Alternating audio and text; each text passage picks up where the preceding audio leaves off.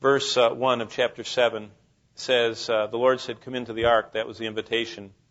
And then, verse 11, the fountains of the deep were broken up, and we saw that there was no escape from God's wrath. No one could escape the flood because God caused the earth's very crust to break up.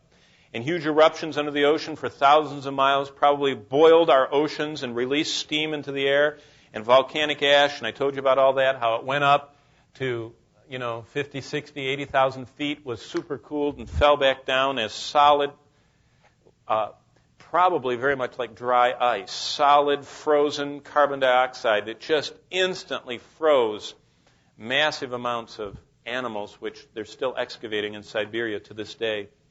But no one escaped. And the lost world of Genesis 4 and 5 perished in the Genesis flood of chapters 6 and 7. And that was the most massive and powerful display of God's wrath that ever was unleashed on this planet until the end. And how similar as God destroyed the whole world with water, He will someday destroy the whole world with fire. And what a sobering parallel there is to the world who wouldn't listen to Noah. Might very well be the world that won't listen to us as we stand increasingly alone in a world that scoffs at God.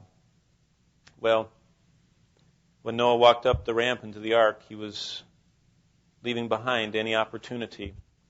He turned his back on his world, his possessions, his related family members, other than his 3 sons and their wives, his treasures.